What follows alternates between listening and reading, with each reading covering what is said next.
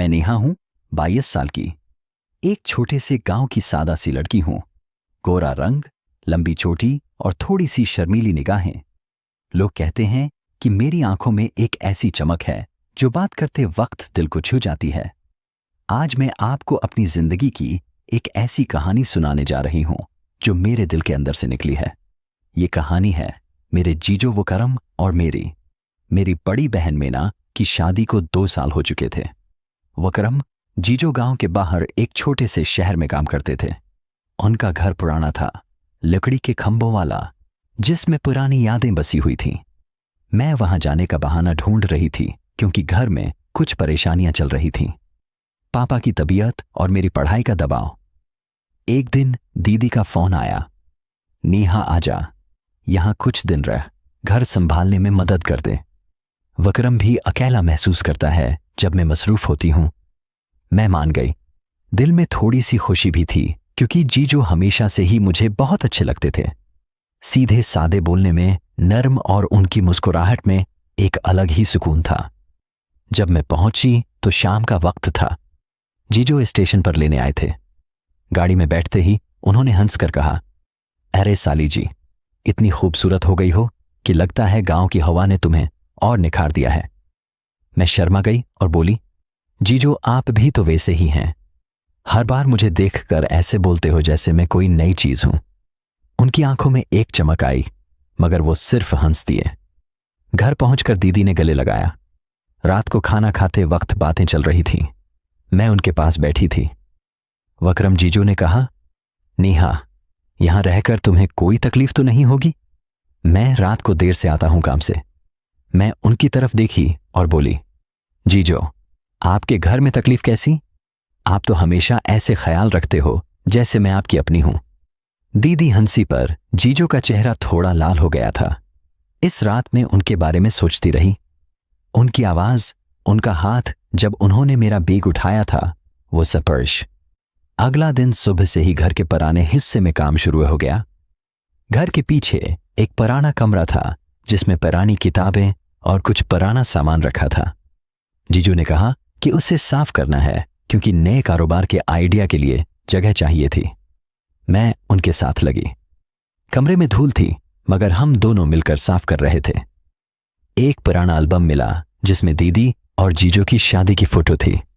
जीजू ने एक फोटो उठाई जिसमें मैं भी छोटी सी थी और बोले, देखो नेहा, तब से ही तुम्हारी आंखें ऐसी थीं जो दिल में घर कर जाती हैं। मैंने उनकी तरफ देखा। जीजो, आप भी तो उस वक्त से ही इतने मजबूत लगते थे जैसे कोई औरत को संभाल सकते हो। मगर हम दोनों सिर्फ हंस दिए। काम करते करते हम बातें करते रहे। उन्होंने अपनी पूरी पुरानी जिंदगी के बारे में बताया, कैसे उन्होंने मेहनत करके घर बनाया। मैं उन्हें अपनी पढ़ाई की परेशानियां बता रही थी।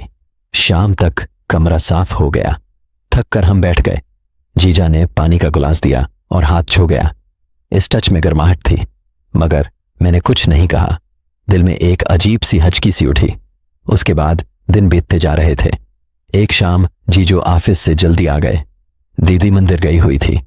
हम दोनों बैठकर चाय पी रहे थे। बात चली पुराने गांव के रिवाजों पर। जीजो ने कहा, नेहा, तुम्हारी उम्र हो गई है, अब शादी का सोचना चाहिए। मैंने उनकी आंखों में देखा और बोली, जीजो, शादी तो करूंगी, मगर ऐसा इंसान चाहिए जो समझे जैसे आप दीदी को समझते हो। उनका चेहरा थोड़ा संजीदा हो गया। वो बोले, मैं तो हमेशा तुम्हारा ख्याल रखता हूं। साली जी, अगर कुछ भी चाहिए तो बता देना। रात हो या दिन, बात लंबी चली। रात होने तक हम बैठकर पुराने रेडियो पर गाना सुन रहे थे। उनकी बातें इतनी गहरी थीं कि लगता था जैसे हम दोनों एक दूसरे को पहचान रहे थे। मगर कुछ भी गलत नहीं हुआ, सिर्फ दिल के तार झूम रहे थे। धीरे धीरे महीने बीतने लगे। मैं वहां रख गई थी क्योंकि दीदी को कुछ जाती काम था और मैं घर संभाल रही थी। जीजू और मैं रोज सुबह मिलकर घर के छोटे छोटे काम करते। एक दिन उन्होंने मुझे अपना पुराना कारगाह दिखाया, जहां वो बचपन में लकड़ी के छोटे छोटे खिलौने बनाते थे। हम दोनों मिलकर एक नए डिजाइन पर काम करने लगे। एक छोटा सा घर का नमूना जो कारोबार के लिए नमूना था। काम करते वक्त उनका हाथ मेरा हाथ छू जाता, आंखें मिल जाते। नेहा, तुम्हारे हाथों में जादू है, उन्होंने कहा। मैं मुस्कुराते हुए बोली, जीजो, आपके पास भी तो वो ताकत है जो किसी को भी गर्म कर दे। वो हंस पड़े, मगर उनकी नजर थोड़ी देर तक मुझ पर अटकी रही। शाम को जब दीदी आई तो हम दोनों नॉर्मल बातें कर रहे थे, मगर अंदर से एक आग सी सुलग रही थी। शायद आप सोच रहे होंगे कि कुछ होने वाला है, मगर असल में यह सिर्फ गहरी दोस्ती और समझ थी। एक और दिन घर में बिजली का मीटर चेक करने के लिए बाहर वाली कंपनी आई। जीजू ने मुझे साथ में बुलाया क्योंकि मुझे थोड़ी टेक्निकल बातों की समझ आती थी। हम छत पर गए। वहां खड़े खड़े बातें हो रही थीं जिंदगी के ख्वाबों की। जीजू ने बताया कि उन्हें कभी कभी अकेलेपन लगता है काम की वजह से। मैंने कहा, जीजू मैं हूं ना, जब भी मन करे बात कर लेना। मैं आपकी साली हूं, मगर दिल से और भी ज्यादा।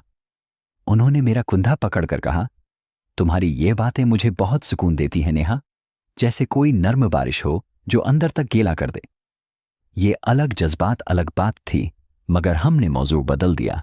छत से नीचे आते वक्त उन्होंने मेरा हाथ पकड़ा ताकि मैं न फंस लूं। वो स्पर्श अब भी याद है। महीने गुजरते गए, हम दोनों के दरमियान बातें बढ़ती गईं। कभी रात को देर से बैठकर मुस्तकबल के मंसूबों की बात, कभी उनके दफ्तर के तनाव की। मैंने उन्हें अपने गांव के छोटे छोटे किस्से सुना दिए। एक बार उन्होंने मुझे अपनी पुरानी डायरी दिखाई जिसमें उन्होंने शादी से पहले के दिन लिखे थे। पढ़ते पढ़ते मेरी आंख भर आई।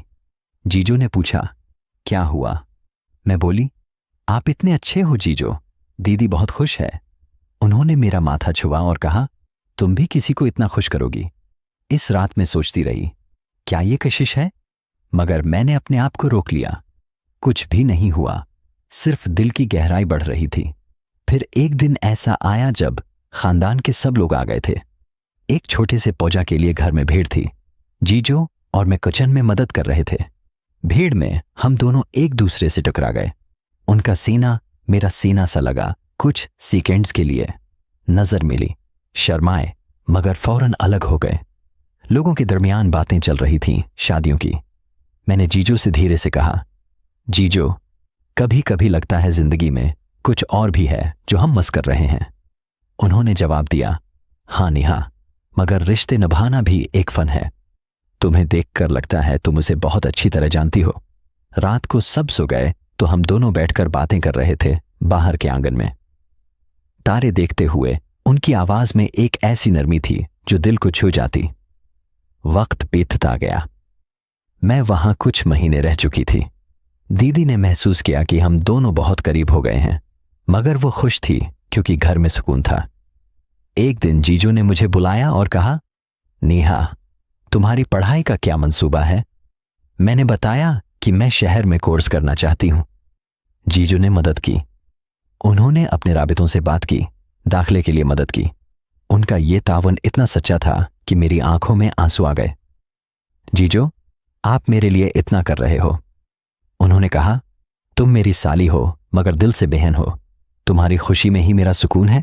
कहानी का अख्तिताम आने वाला था जब मैं जाने लगी। दीदी और जीजा स्टेशन तक आए। गाड़ी में बैठे थे और जीजू ने मुझे एक छोटा सा तहफा दिया।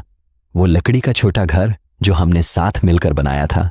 ये घर हमेशा याद दिलाएगा कि रिश्ते कैसे निभाए जाते हैं। उन्होंने कहा। मैं रो पड़ी। घर लौटकर मैं सोच रही थी कि लोग सोचते होंगे कि हम दोनों के दरमियान कुछ हुआ। उनके लिए ये एक राज था, मगर असल में ये सिर्फ एक खूबसूरत रिश्ते की कहानी थी। जीजो ने मुझे जिंदगी का सही रास्ता दिखाया, एहतराम दिया और खानदान को मजबूत बनाया। आज जब मैं सोचती हूं तो लगता है कि जिंदगी में कशिश हो सकता है, मगर असली प्यार तो निभाने में है। लोग शायद पहले सोचते रहे होंगे कि कुछ होने वाला है, मगर आखिर में वो भी कहेंगे कि ये कहानी दिल को छू गई, क्योंकि असल रिश्ते ऊपर उठकर चलते हैं। मेरी जीजो और साली की ये कहानी बस इतनी सी है, गहरी, नर्म और याद रखने वाली।